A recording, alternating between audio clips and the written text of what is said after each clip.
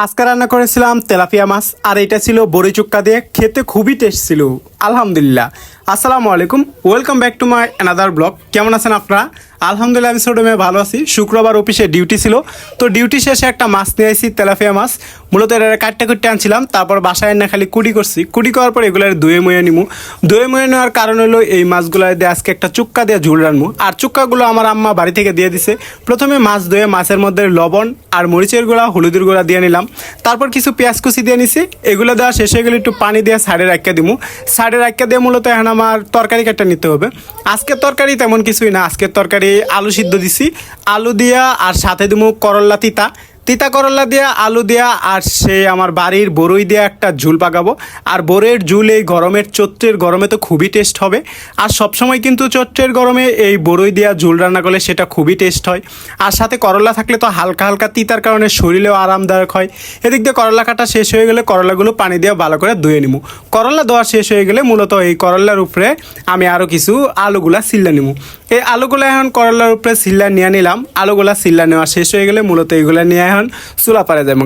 চুলা পারে যায় আমার রান্না বান্না শুরু হয়ে যাবো। মূলত এখন কড়াই দিয়ে দিছে আর কড়াইয়ের মধ্যে তেল দিয়ে দিব। কড়াইয়ের মধ্যে তেল দিয়ে তেলের উপরে একটু পেঁয়াজ দিয়ে দিব। পেঁয়াজগুলো লাল লাল করে ভাজা নিব। পেঁয়াজগুলো এদিক দিয়ে লাল লাল করে ভাজা হয়ে গেলে এখন এর মধ্যে দিয়ে দিব সেই রেডি করা মশলা আর মাছটা। যে রেডি করা মশলা আর মাছটা আমি রুমে রেডি করেছিলাম, তো এটা এই পাশ ও পাশে একটু ভালো করে কষায় নিব। এদিক ওদিকে একটু কষায় নেওয়া শেষ হয়ে গেলে এর আর একটু পানি দিয়ে দিব। পানি দিয়ে মূলত এটা একটু কষায়ার লাগবো। মূলত ভাজাভাজি শেষ হয়ে গেলে একটু কষায়ার লাগবো আর কি।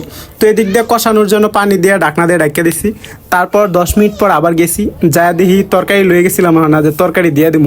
তারপর ঢাকনা গুছাইছি, ঢাকনা গুছাই দিয়ে তরকারিটা খুব সুন্দরভাবে হয়ে গেছে কষানো। তো এখানে দিয়ে দিতে হইব সেই তরকারিগুলা। তো এদিক দিয়ে লাড়াইতেছিলাম আর মাছগুলা ভাঙ্গে ভাঙ্গে গেতেছিল। তারপর মাছে দিয়ে দিলাম সেই তরকারিগুলা, করল্লা আর আলু। করল্লা আলু দিয়া যখন এপাশ আর ওপাশ লাড়াইতেছিলাম তখন সবগুলা মাছই ভেঙে গেছে। কিছু করার নাই, 4 টুকরা মাছ দিছিলাম, সমস্যা নাই, খাই মতো আমি, কোনো ব্যাপার না। ভেঙে গেছে অর্ধেকটি আর অর্ধেকটি আছে।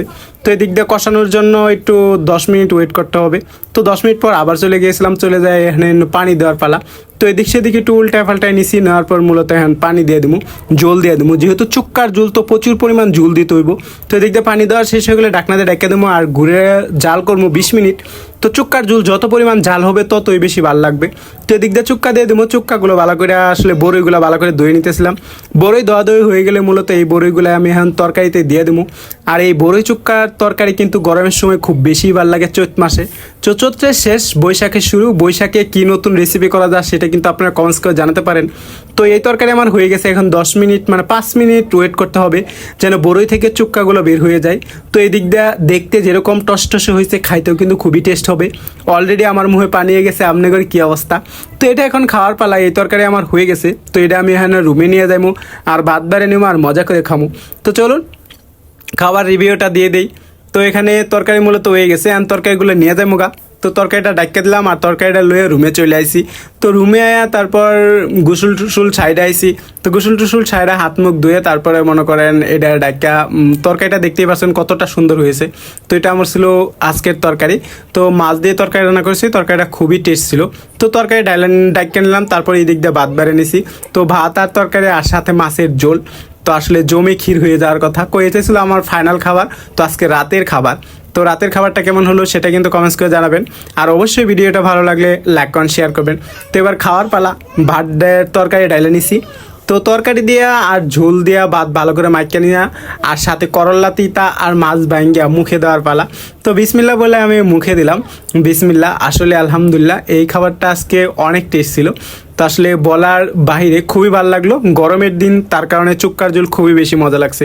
তো এই ছিল আমার আজকের ভিডিও। Bye bye, tata.